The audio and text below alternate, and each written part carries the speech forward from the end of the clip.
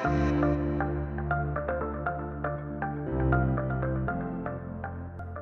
so Greg, welcome along. Thank you so much for joining me today. I'm super excited to be having a conversation with you about all things joint venture, or JV as we would call them.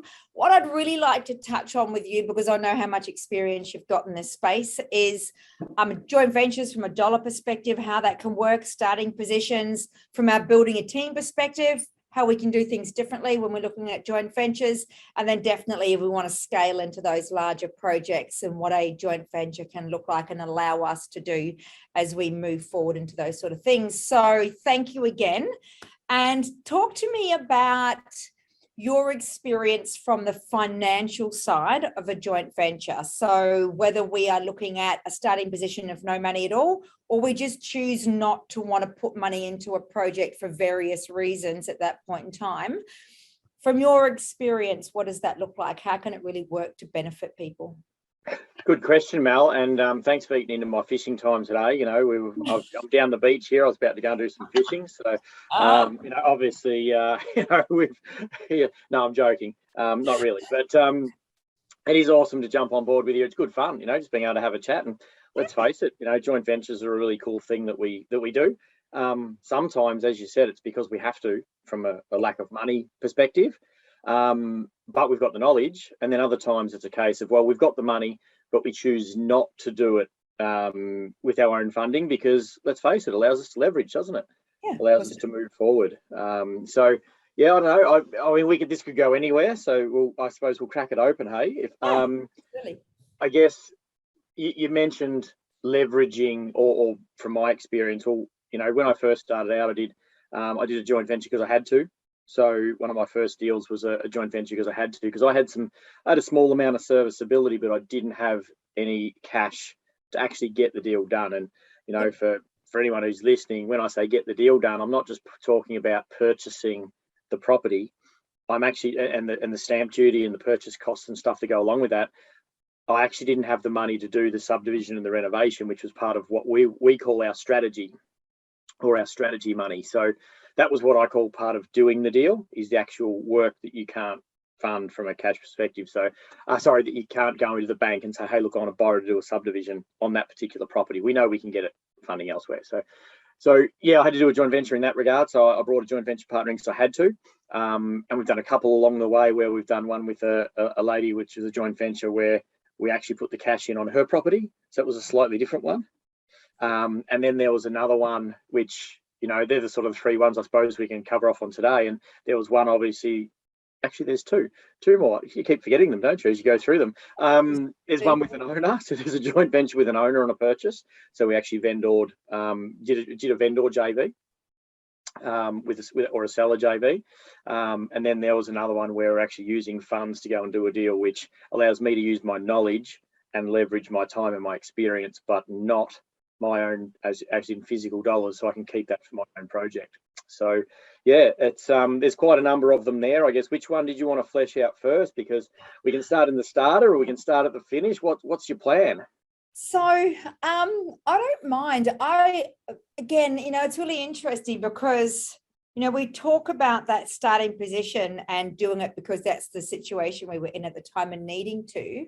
And what I'd like people to understand is there's absolutely nothing wrong with that, but give some thought to who you're working with and how it benefits them as well. Because quite often when we're working with a joint venture partner who is the financial partner in a project, it educates them, it allows them to get an understanding around the industry, or it puts more money in their pocket in preference to what the bank would give them. So we want to consider that the contribution that we make to them and their situation as well, which is really important because that often gets missed. So if you're looking at first one, let's go the first one, because it's where it all starts, isn't it? Yeah, well, and I was just thinking that I might just walk through each one, and then you can ask me questions as we go, I suppose. Because yeah, the first one, like case, it was a case of need. We had some serviceability, not a great deal, but we had some serviceability, but I needed money to do the subdivision and the renovation. So we we ended up finding a joint venture partner who had no serviceability, but she had some cash. So she ended up we ended up doing the deal with her, and it was a small regional reno subdivide build. And it enabled her to bring the cash to the table, me to be able to use my servicing to get into the deal. And the outcome for her was, number one, she gained experience in an area that she didn't have experience. She got her money back plus some. And she was also able to see the process as it went through. Beautiful. So from that perspective, that knocked off a couple of those things you were just talking about. Is, for her, it was experience. She got more for her money than she did when she just had left it sitting in the bank. And she also saw how the process worked. So for her, it was a win-win. And then obviously for me, it allowed me to move forward onto bigger things. Obviously, when you're setting joint venture partnerships up, you want to make sure that you do it well. So from a legal perspective, you want to make sure that you are getting it done legally, and it's not just a handshake. We'd all like to do things on handshakes. Yes. Nice, wouldn't it? Yeah. It's really interesting that you say that, because you go generationally and culturally, there are still those old school, it'll be fine. The thing is, everything's fine until it's not. And when it's not, you want to know that you've got the paperwork behind you that backs it up, that says, hold on a sec, this was the agreement. This is how things need to unfold. And again, it's just like going into business with someone, isn't it? You want to make sure that we have those conversations, everyone's understanding of what the situation is and the process that we're going to go through, how we're going to navigate around any challenges that we have, and then what the end result's going to be for everyone. And that's the main thing, isn't it? Yeah, that's because you can agree. I could have a joint venture with you, and you could say to me, well, hey Mel, hey Greg, I thought we agreed on this, and I can sit there and say, no, we agreed on that. Really, that paperwork is just a formality or a formalization of what you've actually agreed on verbally. And it's so that you can go back and have a look and say, look, at this point in time, I was needing to have this amount of funds available, or at this point in time, I was needing to have created this, this is what my part of my deal was. And we all like to think we can do that with a handshake. And like you said, in times gone past, maybe, in some cultures, maybe, but, for the purpose we're sitting here today, absolutely. It's interesting though, because for paperwork as such, especially when it's defining a process that we're going to undertake and end results that we're going to deliver on, a lot of the time it's also about going, okay, that's done. We've asked each other these questions. We're comfortable with the situation.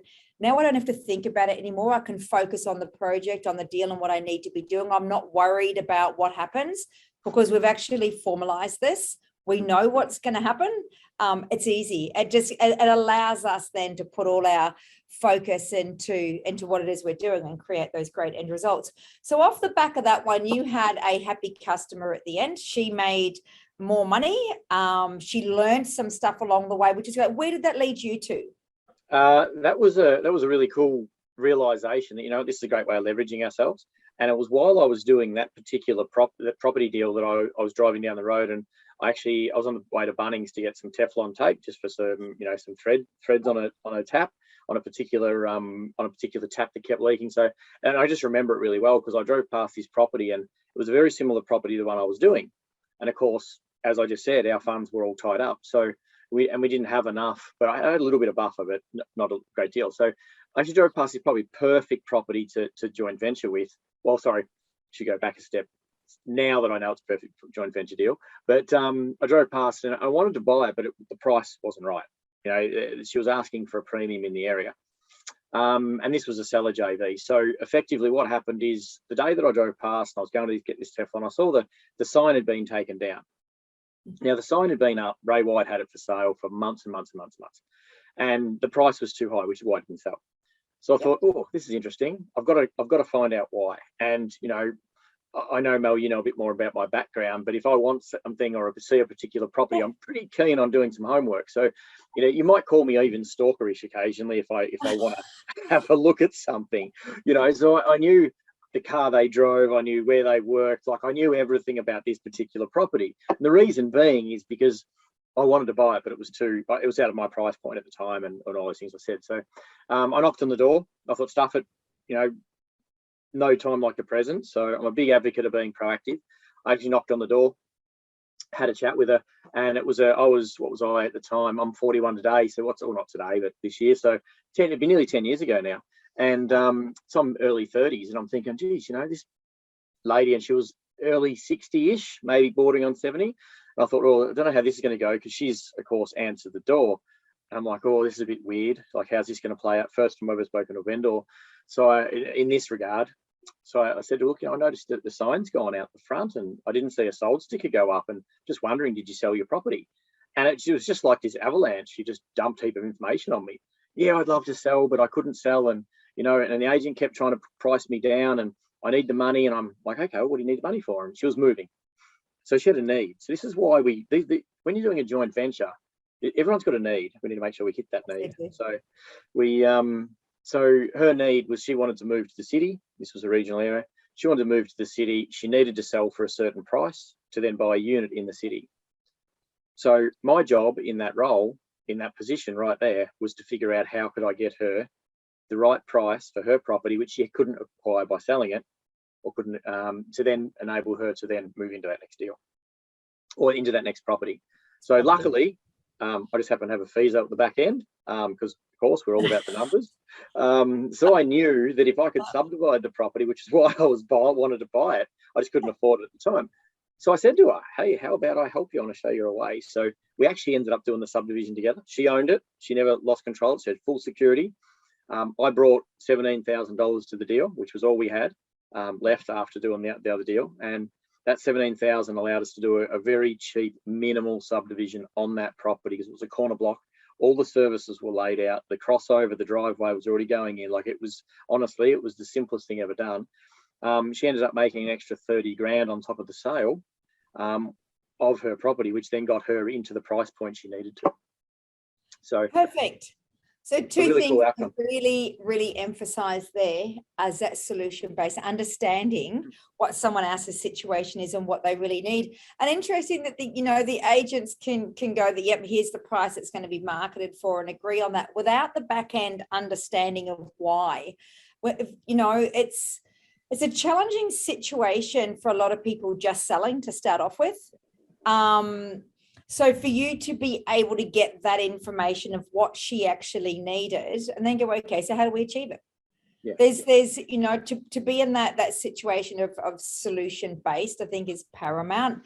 But to be working with a vendor, creating a solution for their situation, is satisfying as well.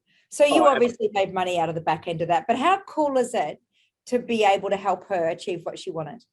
Yeah, and that was you've got to have that in mind. I'll make it sound really easy when I just reel out. I had a chat with her, and we recognised her needs and all of that. The reality was that was a couple of conversations. It wasn't just she blurted it all out on the doorstep. I had to gain her trust and talk to her, and all that sort of stuff. But the thing was, and like you said, from a challenging perspective, her husband had passed away, so she only had her daughter, and her daughter was 150 k's away. So it was challenging for her to try and sell. The agents were telling her, oh yeah, we'll get the money for her to get the listing, but they weren't necessarily able to back that up. So also no rapport built with the agent to the vendor either. Otherwise they would have known the situation and be able to explain to her that currently in this situation, we can't get you that money.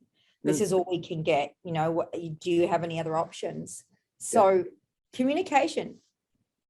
Everything is communication. We're talking about joint ventures today. Joint venture is, if you haven't got good communication skills, then that's other than anything else, you're gonna need good communication. So work on your communication. Authenticity as well. So when you look at that solution that you ultimately created for her and her situation, or the genuine desire to help her out and create a good situation was there, that came across. It came across to her. And so from that perspective, though, Mel, it was a win-win with her, because there was no, like you said, there was no rapport built from an agent's perspective. Otherwise, they would have known what she was after. And I think too, and I can absolutely contest to it with you, but if you go in being authentic about what it is you're doing and the offers that you're making, it makes it a lot easier conversation. It's just a conversation to start off with. If you're going in with crazy expectations about not delivering that win-win situation, it's going to be a very short conversation that you have. So there is a lot said for that authenticity and desire to be a solution. Yeah, and the other thing is that, a lot of people have this ulterior motive. You know, you've got to do it a joint venture, you've got to have an ulterior motive, and you don't win with other people and all that stuff. For me, it's a case of, well, if I can't help that other person, then what's the point of being there? Yes, You know, it's not a exactly. dog-eat-dog world. There's enough out there for everyone. And the other thing is that you don't have to remember what you said last time, because a lot of the people trip themselves over. You know, they're trying to, that hard to manufacture who they are and what they do. And, you know, what did I say last time? What was that? You know, and it just doesn't work. No, it doesn't. So you've got to be genuine. You've got to be genuine about the situation, the solution that you want to create, and that you genuinely want to work with someone else to come up with good end results for everyone concerned. So that leads me down to teams then. And a question for you, if we're looking at joint ventures from a bringing people together before we even find a project, what are your thoughts on that? On a team, number one, like I said, communication is the main thing. From a team perspective, you need a solicitor who understands, or a lawyer, depends on where you are and who you want to call them, that understands what you're trying to do. They need to be good at it. You know, obviously I've got the guys that I use regularly understand it. They would do, I don't know whether I can say they would do more than anyone else in the country, but I tell you what, they do a hell of a lot, I reckon. So the good thing is that they understand it, and they can actually help the other side get across the line, because you've got to remember, part of your team is not just to formalize stuff, it's help you get the deal done. Yeah. So if you're bringing someone in on this side that understands what you're trying to achieve, and the other side doesn't quite understand, I can give you the tip right now. I'm no good at speaking lawyer speak. I'm the opposite side of lawyer speak. I'm probably, pretty vague. So, if you can have a lawyer who understands and then put it together with another lawyer, and the two of them can then formalize, that's the crux of it right there. I've got to agree with that, because again, if you have the right people on your side that understand it and that can talk to the other side's lawyers, or the whoever it is that they are using to do that side of it for them, and they can have that conversation. They can talk about the formalities, the challenges on both sides, the benefits to each side in a different language than what most of us are going to talk. So that they then, both sides, are comfortable with what this joint venture, what this concept is actually all about, and that each side is protected. Because at the end of the day, the legal documentation is all about protecting a situation and making sure that we've got something in place, some structure in place that we're going to work with. Well, how often do you see that, Mel? Sorry, I didn't. How often do you see a deal fall over at the lawyer?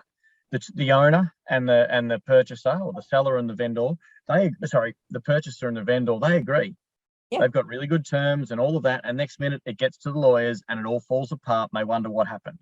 Yeah. All too often, unfortunately, but that is just having the wrong lawyers on the job, or not giving them the right framework to start off with.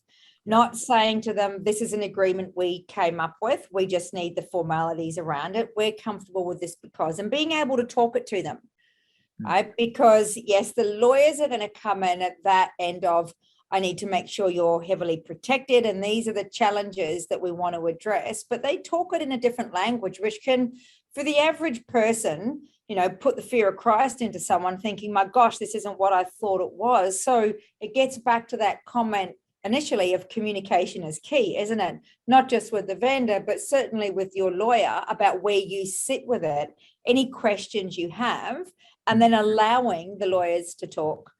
Because if we want to control things to that degree where we're not letting people talk to each other, we're never going to get the result that we want. Because like I said, you can be the best negotiator, you can be the best person you want to be in that negotiation in that moment, but if you don't have that right lawyer, all the way down to your finance and whoever's going to put the deal together, if their communication's not spot on, then you're in you've got a bit of world of hurt.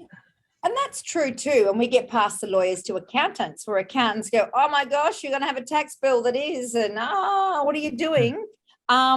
It's that good communication. It's and being okay from the buyer's side of things, or the doing side of things, to say to the vendor, based on making this much more money or giving consideration to the strategy that would undertake, I think you need to speak to your accountant as well, because they will advise you on what the tax implications would be. If we are so fearful that they will say no, that we're not prepared to have that conversation with them, you've got to be challenged on that authentic side of things again, don't you? And that's where it comes down to experience, isn't it? It's putting it out there. So for a lot of people, joint ventures are foreign.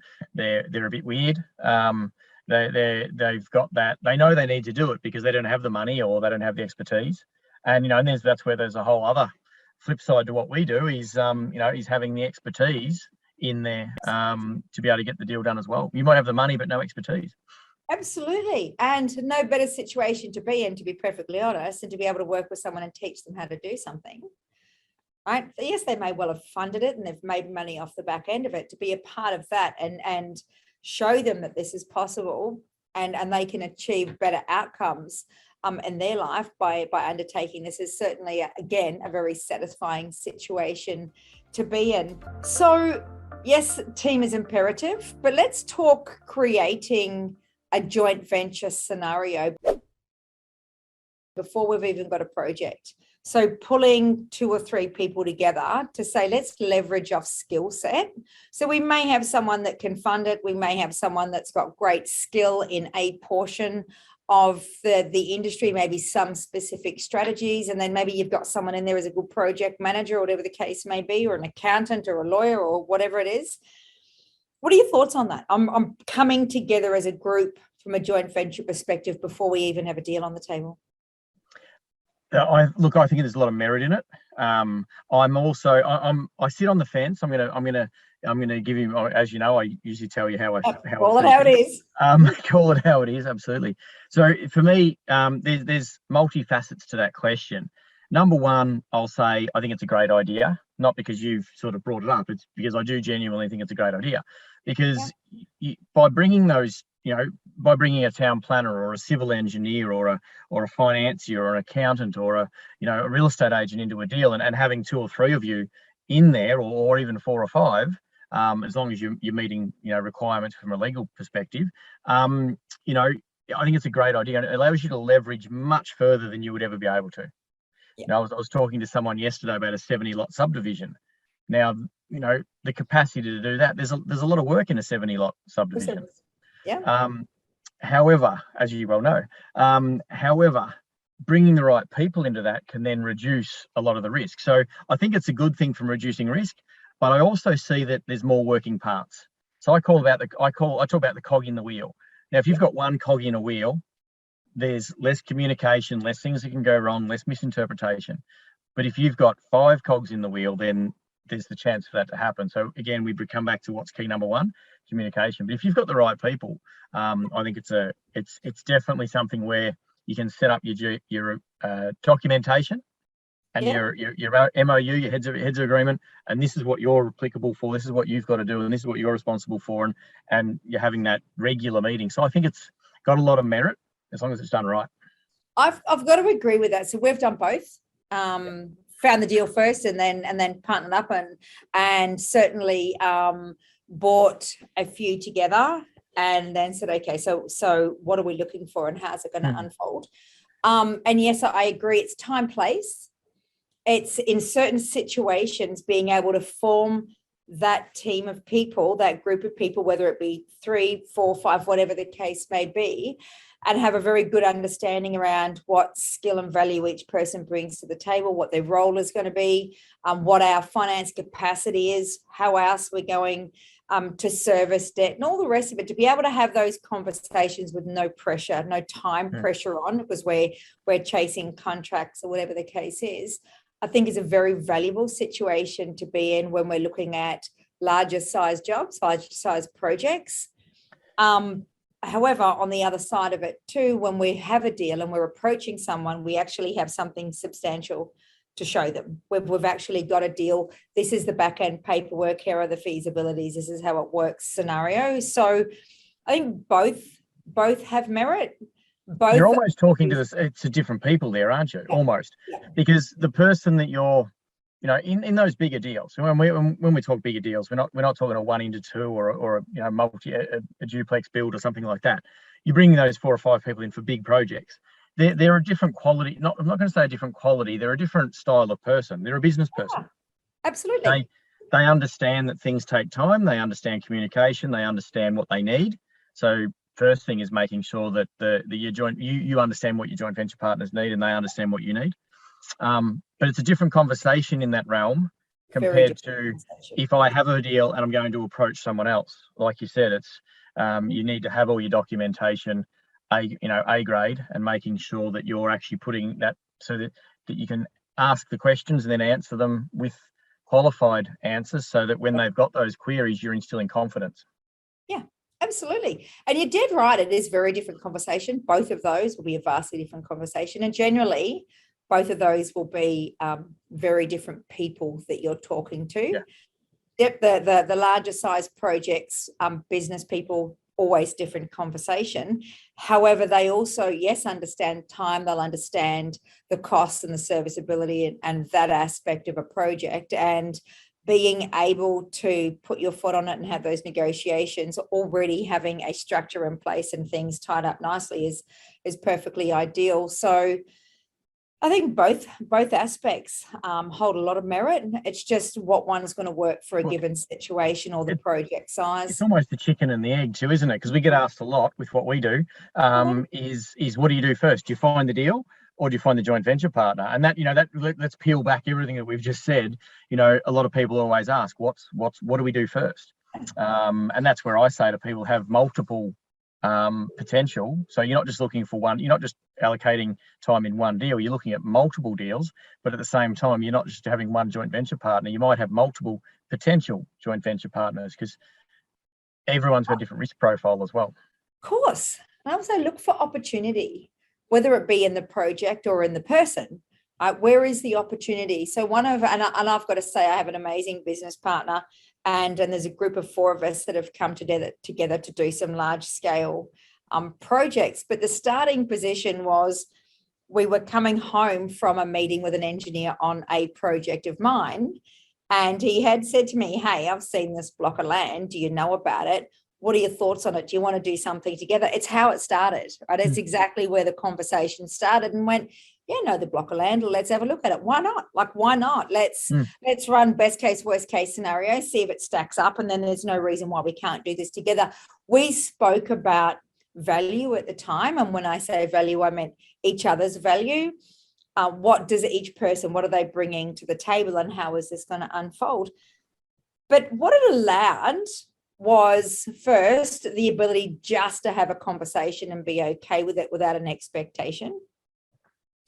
And then it just allowed us to leverage flat out off each other's skills, but definitely off expertise, being able to bring it all in together and undertake larger scale projects. And being in that frame of mind too is important too, because you can sort of say you can lead a horse to water, you can't make him drink, but we can have a thought process and know that something's good. But if you're not open and prepared to at least discuss. So obviously you and your business partner there, the two of you were like, yeah, I'm open to it if the opportunity popped up. I'm not closed-minded. I know that there's value in it. I understand it, but we haven't sort of fleshed it out. And then an opportunity popped up. You both looked at it and spoke about it and, communicated, and therefore you saw the value in each other's. And I think this is where also, I don't know if I can touch on the G word, but a little bit of greed comes into it too sometimes, where people go, I have to get everything. If I don't make all the money, someone else is going to get the money. If you can leverage, and I'm taking a couple of liberties here because I think I know the project you're talking about, but you probably wouldn't have done that without your business partner. No, absolutely not.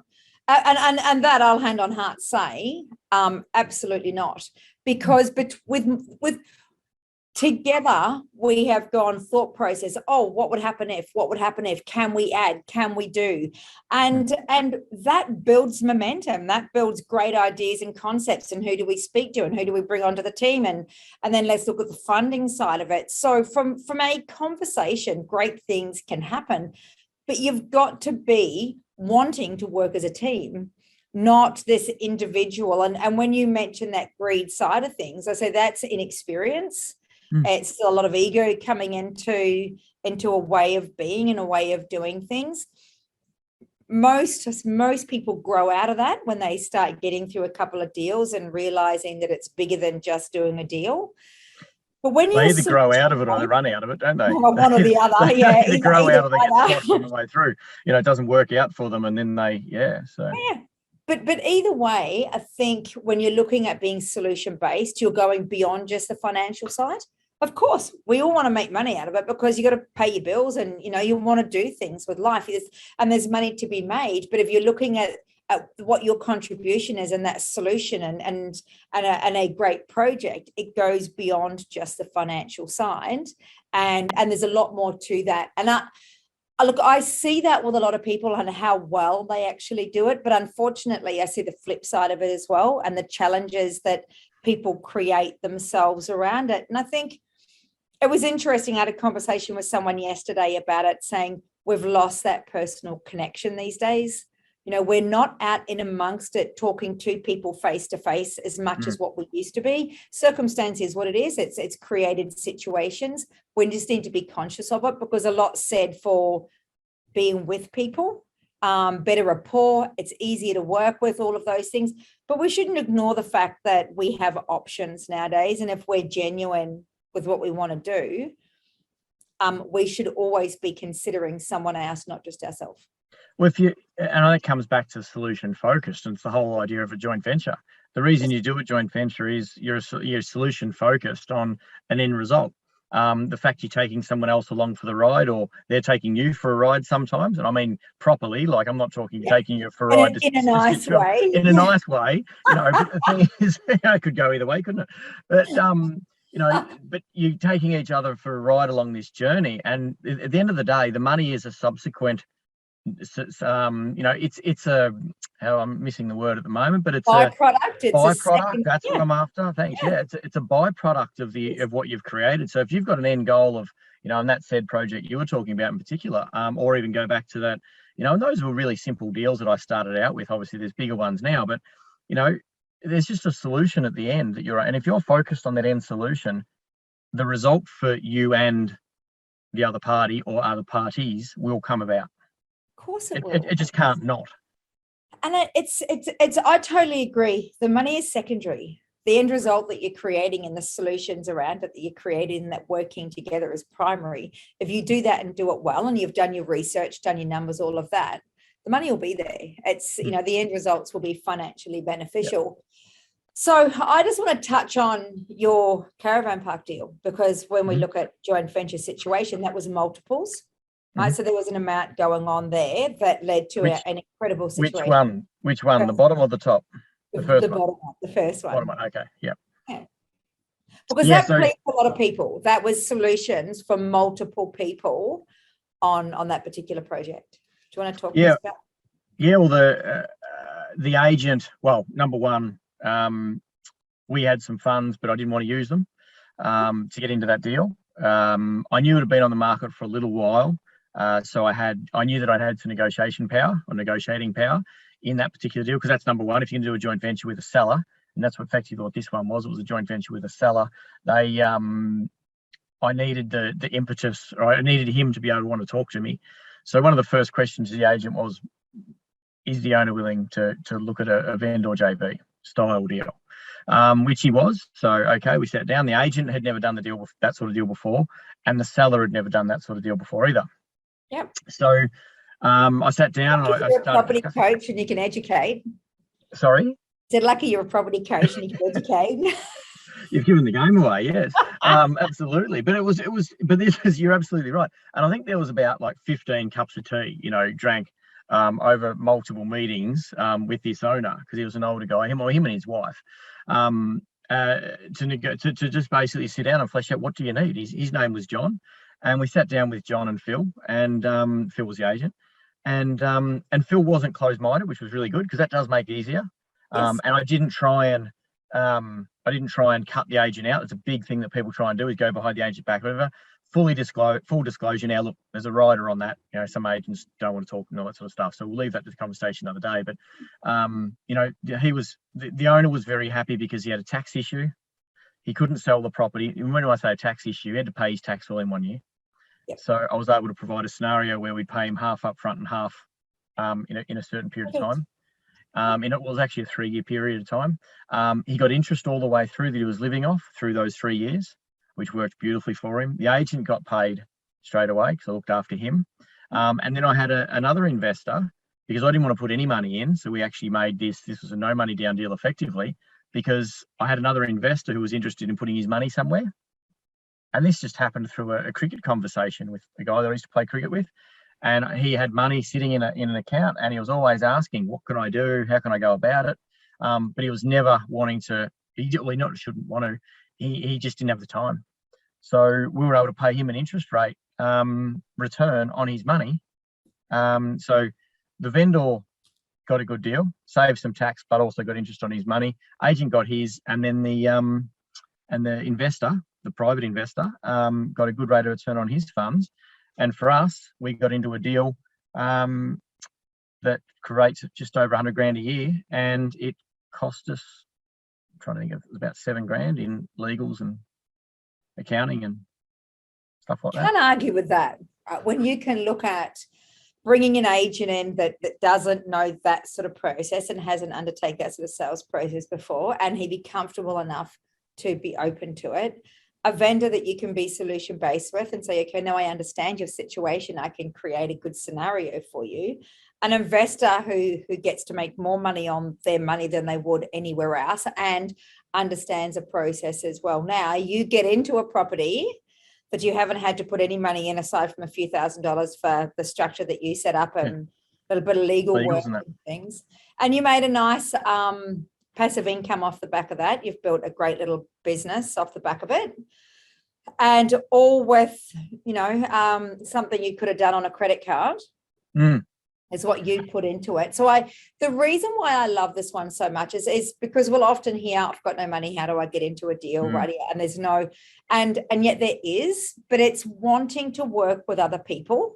And I think from a starting position of zero, which was not your situation at the time, but it is for many people trying to get in. From a starting position of zero, they're quite limited in the thought process. They're focused on what they don't have and preference to what they can do, and miss the opportunity of working with other people like this, where they're creating a solution for them as well as a solution for themselves. And that's that ideal win-win situation that you just created. But you've leveraged off that too, haven't you? You've scaled somewhat. We have, and the thing with that also is, and you're talking about having no money, which is a great, you know, obviously I think to be honest with you, a lot of people sort of say, oh, you know, I just wish I had money to start with, and then I can go and do these other deals. I actually think, and as you mentioned, you know, I do some property coaching as well.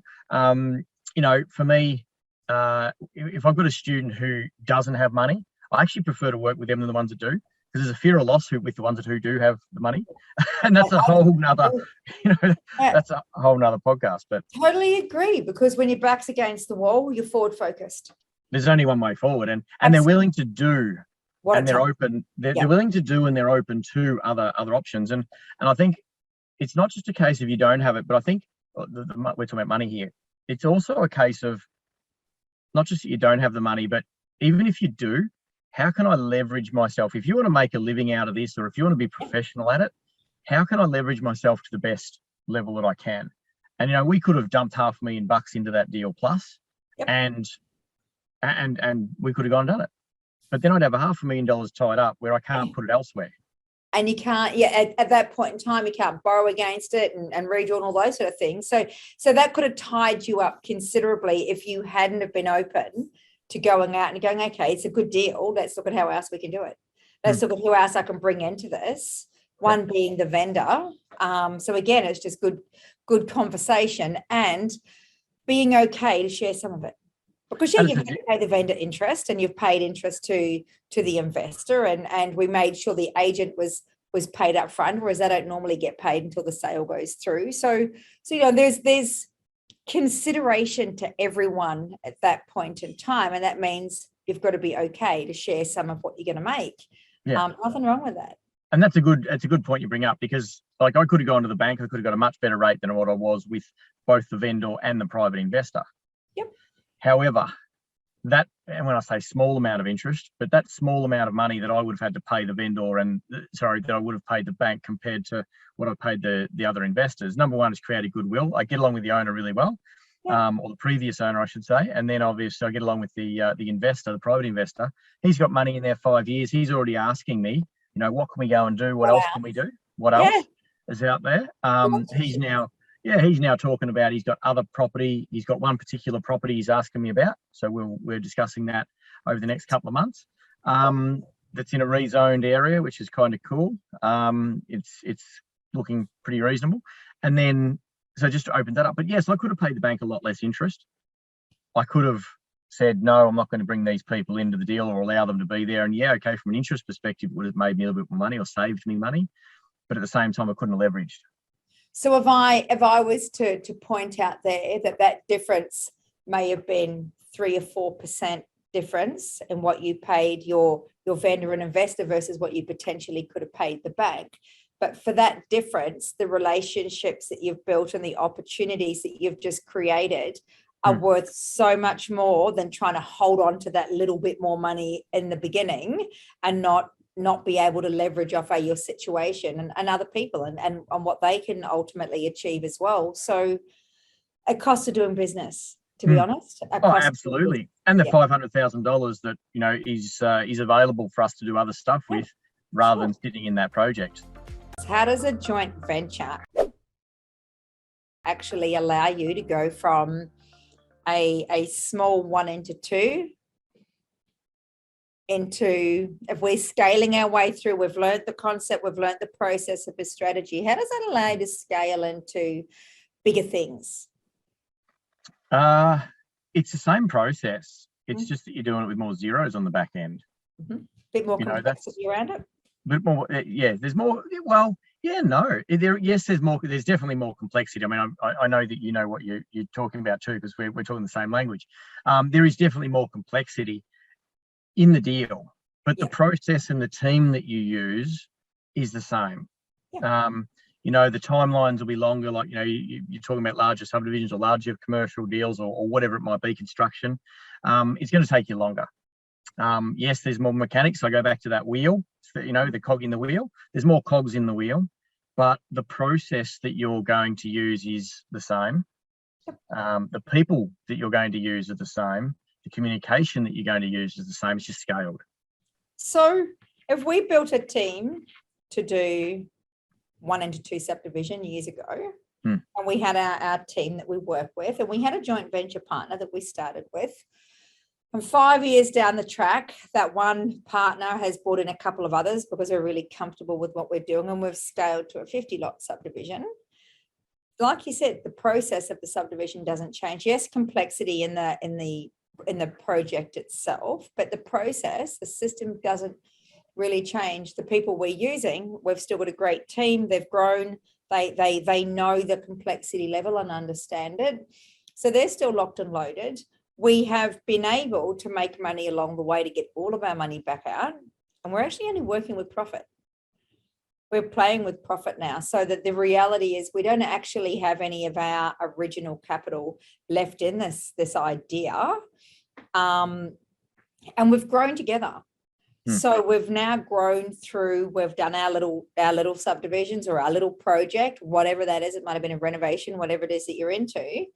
And we've now scaled through to larger projects together where we're learned together. We've been able to leverage off each other's knowledge, skill, finance, whatever the case is. And we're not at different ends of the spectrum when we're trying to educate an investor about a different level of project where they're used to doing the 1 into 2s and then they're not understanding, and that becomes hard work when you're in the nuts and bolts of how it all unfolds. What are your thoughts on that? I was actually thinking while you were saying that, that the team that I started with is the team that I'm still using today. So that little 1 into 2 subdivision that I started with, I'm still using the same town planner. For our bigger projects, I'm still getting quotes from, because, you know, again, that's something that you don't just want to have blind faith around your team. So, you know, you always want to be checking and measuring, testing and measuring. But, you know, when I think back, and as you were saying, I was thinking, you know, am I still using the same guys? And I thought, well, as a whole, I am. The core group is there. So I don't have to break new ground with new people. I've got the same investors who are, you know, like you said, they're recycling their funds, but they've been able to pull their money back out. So they've got just the profit from previous deals in there. So to them, yeah, you know, you don't want to lose money, and it's not our aim, and fingers crossed that hasn't happened, but you're not playing with initial capital, which has allowed them to then go and recycle it and put it where they choose. So yeah, the team's the same, and like the core team, and then and you bolt in, you bring in and out the parts that you need.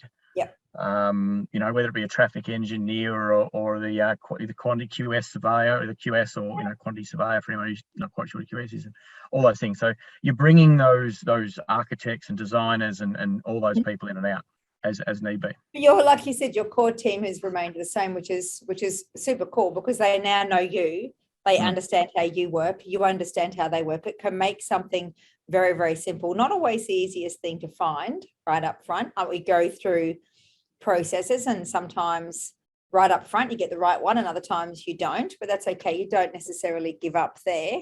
I know we have lawyers that we deal with for various different things, and lawyers will specialize in specific. So as much as we have one that will do our contracts and standard things like that we know we need for every project, we have others that specialize in different things that will jump in and take that aspect on. So it's interesting to look at the growth scenario, though, over projects and be able to do it together and scale. First, everyone makes something out of it, and you build good relationships. What are your thoughts on the relationships? Oh, it's great. Well, again, it's funny because we both think very similar, because when you do this stuff, it really does, how do I explain it? It grows on you. So it's pretty addictive, really, because they're, you know, your joint venture partner or your professionals and all that are growing with you as well. And I recently got an email from my town planner, and he said to me, he sent back an email. He said, Greg, you know, can you complete the, you know, the fee proposal declaration to make sure that we're good to go? So what do you mean, Richard? What am I doing? Well, it's just, I told you we were off when we were away. And he says, oh, no, we've got this new process. You've actually got to sign this. You know, I'm like, oh, okay. I said, haven't we done enough? And he goes, doesn't matter. We just start. So, you know, we've got that relationship where he knew that I wanted to proceed. We'd had a discussion effectively, you know, but obviously they're formalizing their processes a bit more. And so from a team perspective, yeah. And you know, for all the things you were saying, it's quite interesting how you become not lazy, but you become very comfortable with that relationship with that professional, that you can just build that rapport back and forwards. Yeah, of course. Nothing better than building good relationships through a process like this and where it goes. And I mean, I say I'm really blessed with the business partners that I have now, and what relationships that we have built that's allowed us to grow into vastly different projects, and projects that, you know, 5 years ago would never have given consideration to be perfectly honest. But by building those relationships, where it actually leads, and how you leverage off each other, how you support each other as well. Because it's not all just about the leverage side of it, is it? It's about the support that you bring to a project, because nothing's perfect. No, and that's where, you know, it's interesting, because like you said, where it can lead to, when you have trust in someone else and you've got good rapport and you've done the right thing and you've got good projects going and you've brought people in. Because the thing is, if you're out there looking for yourself, you can only look at a certain amount of stuff. Yeah. If you bring a joint venture partner in, they're also another set of eyes in the sky for you. They're looking out for things, and they might be talking to someone at a barbecue or talking to someone on a site, and they go, oh, you know, I reckon that's something we might be interested in. I'll talk to the guy that I work with and we'll see if we can make it happen. Absolutely. And therefore, they've just brought something back to you that wasn't on your radar for a start. And, you know, I was talking about my planner before, you know, I was talking to him, you know, they've got a little consortium that he put in front of me the other day, and he said, hey, would you like to jump on board? There's a few things that we've got going on. Are you interested? So we're working through that as well. So it's amazing how over a period of years you become trusted with them because they see what you're doing, but also they then become comfortable of sort of bringing you in, and that just takes it to another potentially whole other level. Oh, absolutely. And like I said, it's endless where it can go directionally and what you can achieve when you're building those good relationships and working with people. So if we're looking at I'm going to say a couple of words of advice for people. Okay. So if their starting position is ground zero or less, and we know we've worked with people that it's less than zero. So it is what it is. It's a starting position. What are your words of advice for them from a joint venture perspective? Never say no. Okay, when I say never say no, don't get yourself into silly positions. I'm just meaning never say no, that's not an opportunity. Yeah. It's simply, is there an opportunity in this and how could I make it happen? So use the words like, instead of saying that I can't do that, how can I do that is prime. Because if you're starting with Zippo or very little, how can I get into that deal? What can I do to make this happen? What does that other person need? Things like that. There are a couple of very quick ones. So if you were talking to the people that are looking at bringing a team together, a team of people to work on a project, so they're looking at scaling the size of the projects they do by utilizing joint ventures, what would your advice to them be? Find people who are doing the doing.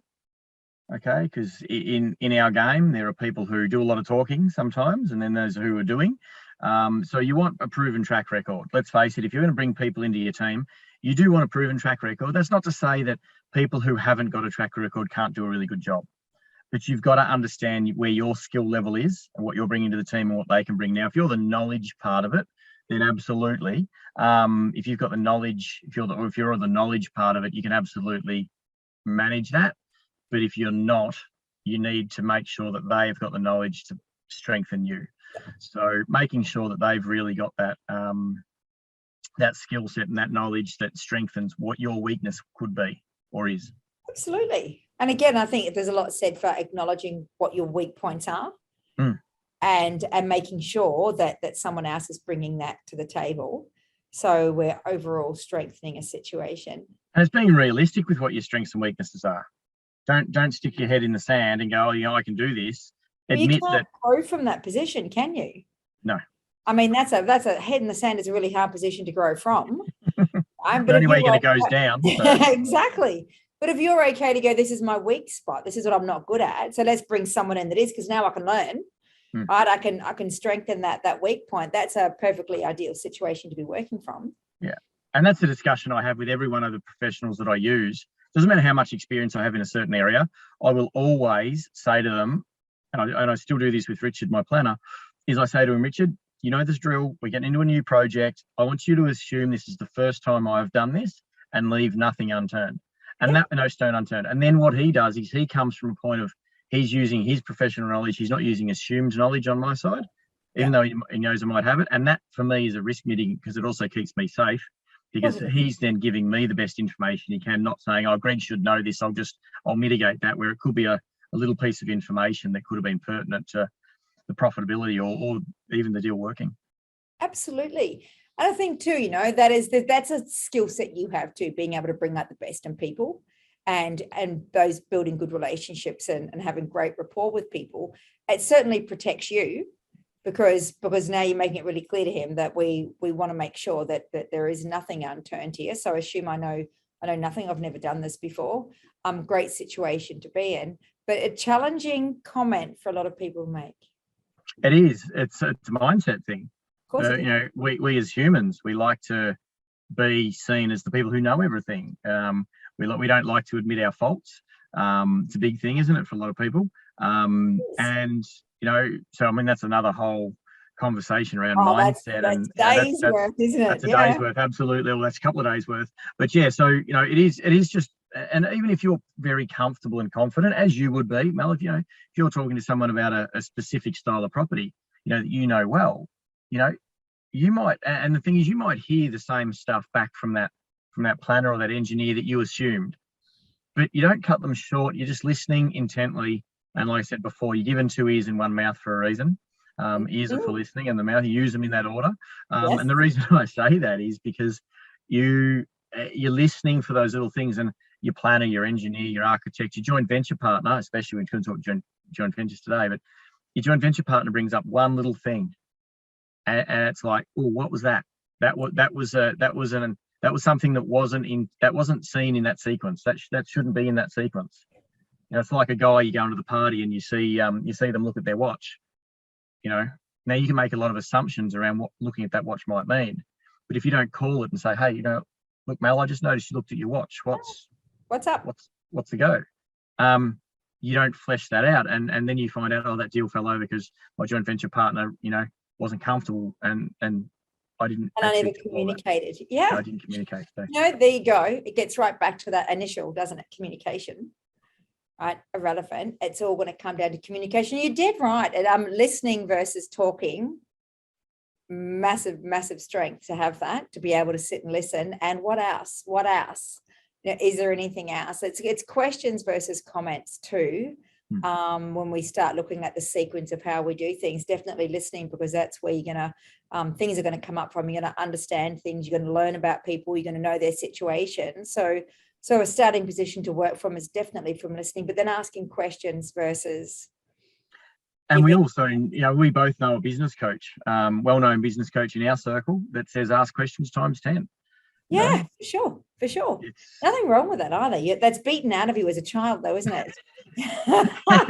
Sometimes literally, yes. Yeah. Absolutely. Yeah, don't be so nosy. You know, I've got a naturally inquisitive nature. I want to know everything about everything. I know I can't. I shouldn't say I can't. It's going to take a long time. But yeah, absolutely. This is the thing. You know, you want to learn and know. So, you know, for me, it's fleshing out. You know, so you know, those words of wisdom you're talking about is really getting to know what your joint venture partner needs in whatever scope you're looking at it, whether they're a money partner, an owner, a professional, you know, consultant who you might be working with, whether it be a civil engineer or a town planner who's your joint venture partner. Understanding what their needs and wants are. If you understand that well, you can't go a long way wrong. No, I've got to agree with that. I'm going to say be curious, be really curious, consistently, irrelevant to whether it's, you know, the financial side, the knowledge side, the outcome side, the what else can create. Just bring that level of curiosity to it consistently. It will generally serve you really well. Build relationships. It's important. Relationships in this industry are relevant to just joint ventures, are super important, but definitely from a joint venture perspective, build good relationships.